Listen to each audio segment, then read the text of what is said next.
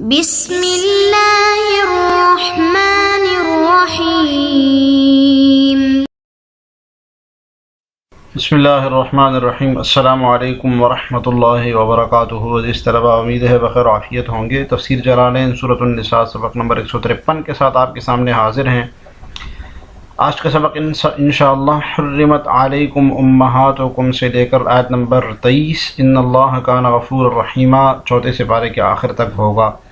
تو آئیے عزیز طلبہ سبق کی ابتدا کرتے ہیں۔ اعوذ باللہ من الشیطان الرجیم، بسم اللہ الرحمن الرحیم۔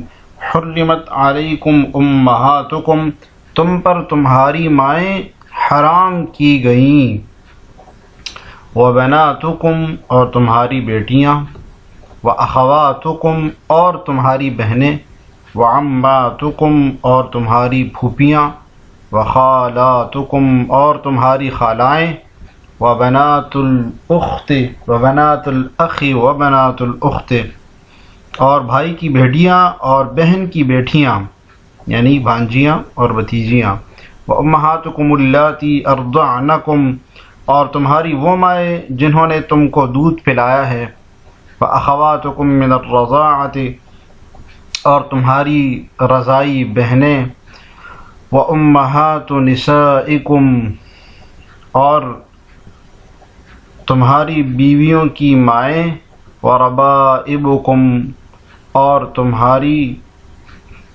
ربیبہ جو تمہاری پرورش میں ہو، وربائبکم اللاتی فی حجورکم تمہاری ربیبہ جو تمہاری پرورش میں ہو۔ جی یہاں سے اس آیت میں جو ہے نا، ان آیات میں ان عورتوں کا بیان ہے جس سے نکاح حرام ہے، اور اس کا تفصیلی بیان ہے، اس کا تفصیلی بیان ہے۔ تو یہ کچھ 12-13 عورتیں ہیں، یعنی مائیں، ماں، دادی، نانی، بیٹی اور بیٹی کی اولاد، بہنیں، پھوپھیاں، خالائیں، اور اسی طریقے سے بھتیجیاں، بھانجیاں، رضائی مائیں، رضائی بہنیں، بیوی کی ماں، سبلی اولاد، ربیبہ، اور اسی طرح 2 بہنوں کو ایک ساتھ جمع کرنا۔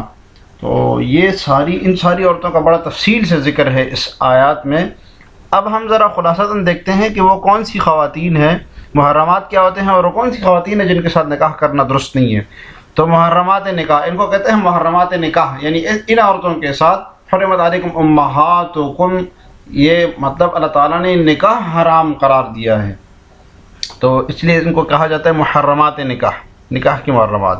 تو محرمات کسے کہتے ہیں؟ محرمات وہ عورتیں ہیں جن سے نکاح جائز نہ ہو، یاد رکھیے گا اس کو۔ محرمات وہ عورتیں ہیں جن سے نکاح جائز نہ ہو، جن عورتوں سے کبھی بھی نکاح درست نہیں ہے، وہ 3 طرح کی ہیں۔ اس کو کہتے ہیں محرمات ابدیہ، جو ہمیشہ یہ عورتیں حرام ہوتی ہیں، کیونکہ آگے ایک قسم ایسی ہے جو ہمیشہ حرام نہیں ہوتی، تو اس کو کہتے ہیں محرمات ابدیہ جو ہمیشہ حرام ہو۔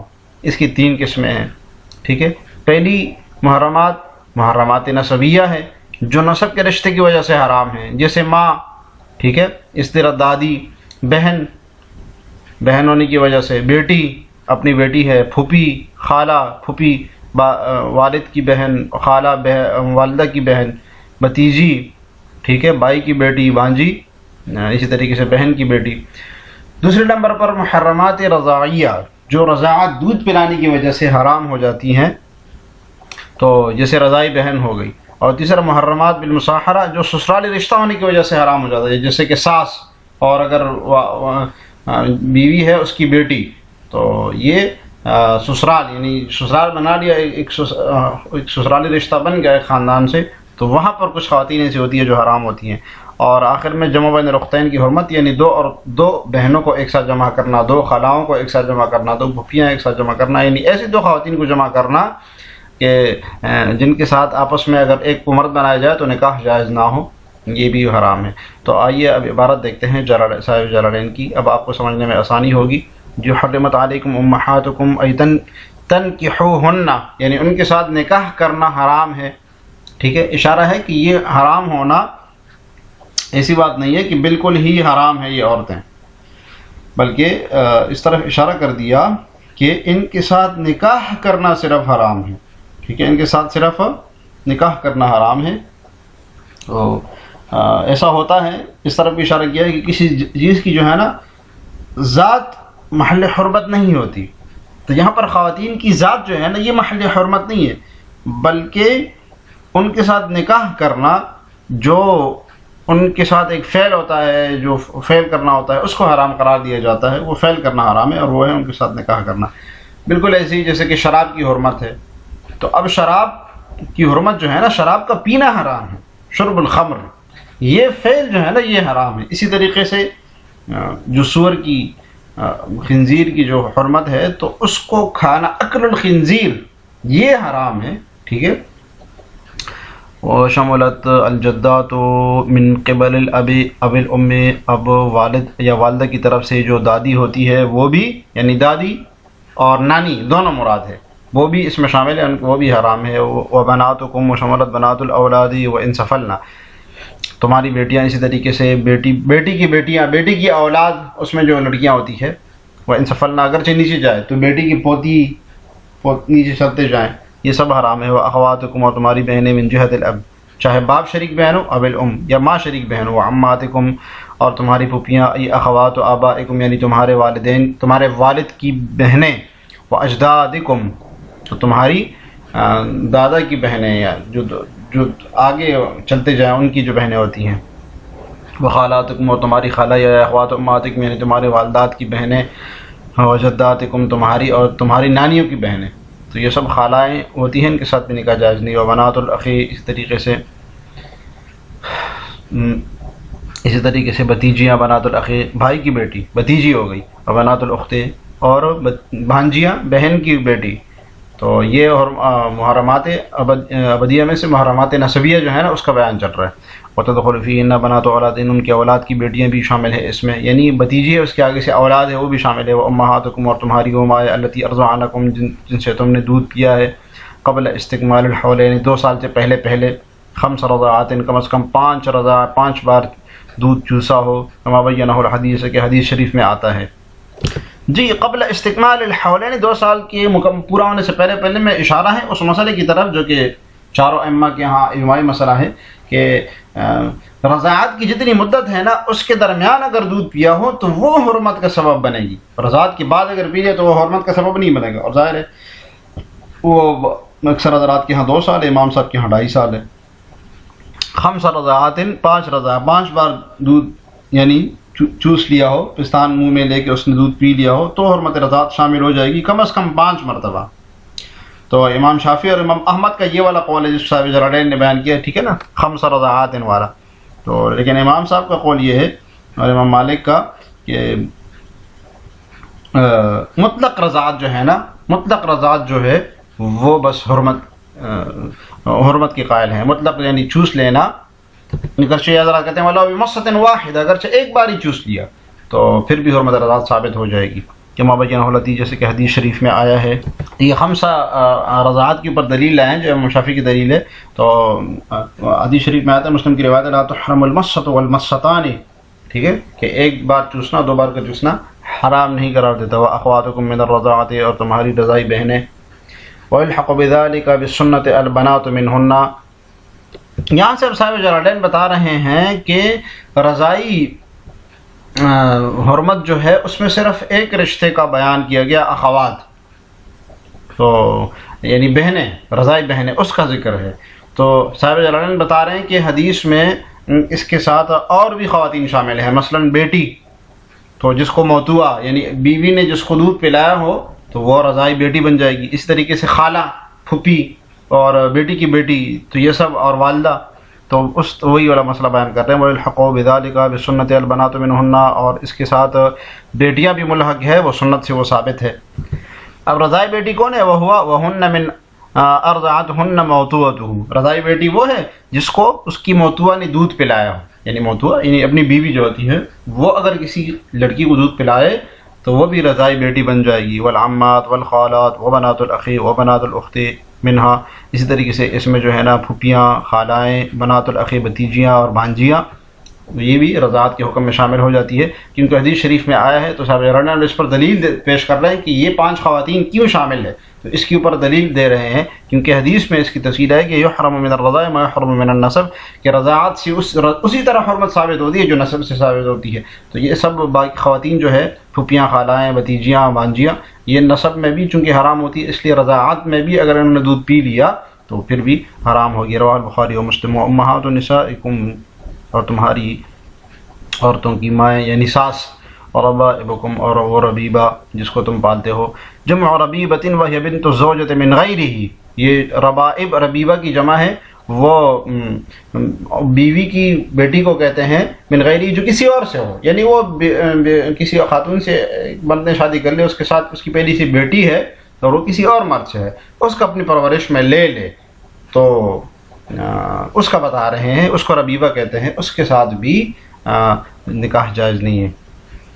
التی فی حجورکم، جو تمہاری پرورش میں ہو، تربونہن، تم اس کی پرورش کرتے ہو. صفت موافقۃ للغالب فلا مفہوم لها. اچھا صاحب جلالین یہاں پر جو ہے نا ایک مسئلے کی وضاحت کرنا چاہ رہے ہیں. وہ مسئلہ یہ ہے کہ قرآن حدیث میں جہاں پر بھی کسی قید یا صفت کا ذکر ہے نا، جیسے یہاں پر فی حجورکم اور ربائبکم اللاتی فی حجورکم، اللاتی سے جو صفت کا بیان ہوا ہے تو یہ ربیبہ کی صفت بیان ہوئی ہے.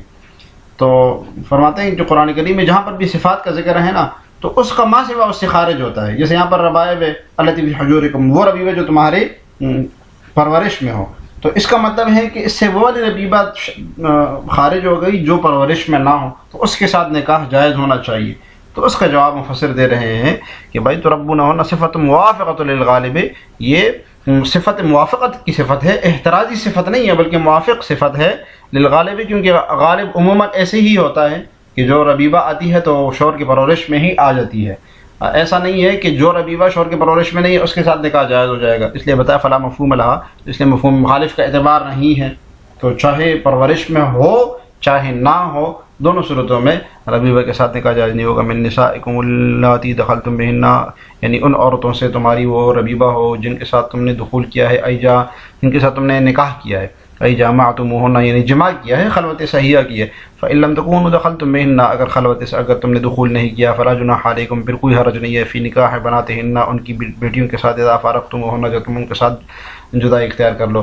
اب ایک شخص نے ایک خاتون کے ساتھ شادی کر لی اور اس کے ساتھ خلوت صحیحہ نہیں کیا، صرف نکاح کر لیا، رخصتی نہیں ہوئی ہے، اس کی بیٹی ہے آگے سے، تو بغیر رخصتی کے یا بغیر خلوت صحیحہ کے اس نے اس خاتون کو طلاق دے دیا، تو اب اس کو وہ اس بیٹی سے جو کسی اور سے اس سے شادی کر سکتے ہیں. اسی مسئلے کو بتا رہے ہیں.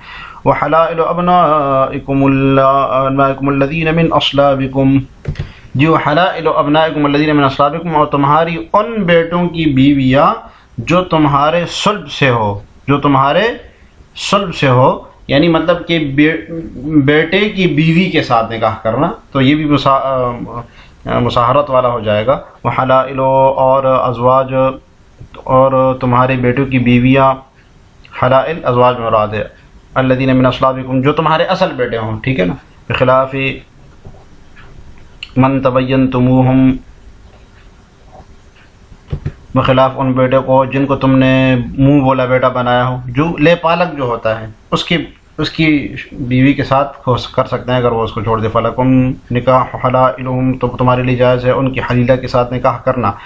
وان تجمعوا، تو یہ ان 3 حرمتوں کا بیان گزر چکا.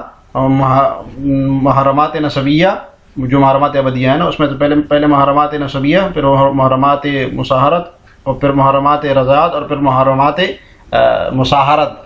تو یہ حلائلکم یہاں تک محرمات مصاہرت کا بیان تھا. آگے وان تجمع بین الاختین سے وہ والا مسئلہ ہے کہ 2 بہنوں کو ایک ساتھ جمع نہیں کر سکتے. اسی طرح خالہ کو اور ایسی 2 خواتین کو جمع نہیں کر سکتے جس میں سے ایک کو اگر مرد بنا جائے تو دونوں کا آپس میں نکاح جائز نہیں ہوگا. اس کا مسئلے کا بیان. وان تجمع بین الاختین، اور یہ کہ تم جمع کرو، جائز نہیں ہے تمہارے لیے کہ تم جمع کرو 2 بیویوں، 2 بہنوں کو ایک ساتھ جمع کر دو. جی من نسب اور رضاع من نکاح، چاہے وہ نسبی طور پر بہنیں ہوں یعنی ایک ماں باپ کی بہنیں ہوں، اور رضاع من نکاح، یا چاہے رضائی طور پر بے نکاح کیسے جمع کرو؟ نکاح کے ذریعے. وَيَلْحَقُ بِهِنَّ بِالسُّنَّةِ. اور یہاں سے بھی صاحب جلالین وہی والا مسئلہ بتا رہے ہیں کہ سنت سے یہاں پر قرآن میں تو صرف ذکر ہے دو بہنوں کا، لیکن سنت سے یہ بات ثابت ہے کہ بھائی دو پھوپھیاں کو آپس میں جمع نہیں کر سکتے ہیں، پھوپھی خالہ کو آپس میں جمع نہیں کر سکتے ہیں، پھوپھی بہن کو اس طرح. یہ وہ وَيَلْحَقُ بِهِنَّ بِالسُّنَّةِ. اور سنت سے کے ساتھ ملحق ہے اس میں الجمع بینہا وبین عمتہا، کہ بہن اور اس کی پھوپھی کو ساتھ جمع کرنا، اور خالت ہے اس کی خالہ کو جمع کرنا. وَيَجُوزُ نِكَاحُ كُلِّ وَاحِدَةٍ عَلَى الْانْفِرَادِ. ہاں البتہ ایک مسئلے کی وضاحت کر رہے ہیں کہ ان میں سے ہر ایک سے علیحدہ سے جو ہے نا نکاح کرنا جائز ہے. وَمَلَكَهُمَا مَعًا وَيَطَوَ وَاحِدَةً. ہاں ایک دونوں کے ساتھ، جیسے پہلے غلام لونڈیوں والا دور تھا تو دونوں کا ایک ساتھ مالک بھی ہو سکتا ہے وَيَطَوَ وَاحِدَةً، لیکن مسئلہ یہ کہ ایک کے ساتھ صرف وطی کرے گا. الا ما قد سلف. ہاں البتہ جو گزر چکا وہ سو گزر چکا، جاہلیت میں جو ہو چکا وہ معاف ہے. الا لیکن ما قد سلف، جو گزر چکا فی الجاہلیت من نکاحہم بعض ما ذکر، جو تم نے ابھی جن کا ذکر گزر چکا ان میں سے کسی کے ساتھ نکاح کیا ہے، فلا جناح علیکم فیہ، تمہاری کوئی حرج نہیں ان پر، تمہارے لیے کوئی پکڑ نہیں. ان اللہ کان غفورا، اللہ تعالیٰ بخشنے والا ہے. لما سلف منکم قبل، نہیں اس نہیں سے پہلے جو تم نے پہلے کیا تو اللہ تعالیٰ اس کو بخش دیں گے. رحیما، اللہ تعالیٰ رحم کرنے والے ہیں بکم تم پر، فی ذالک اس معاملے میں. جس طرح آج کے سبق سے متعلق سوال ہے کہ محرمات سے کون سی خواتین مراد ہیں، آپ نے بہت اچھے طریقے سے پڑھا ہے، جواب کمنٹس میں ضرور لکھے گا. اللہ تعالیٰ ہمیں جلالین پڑھنے سمجھنے کی توفیق عطا فرمائے. السلام علیکم ورحمۃ اللہ وبرکاتہ.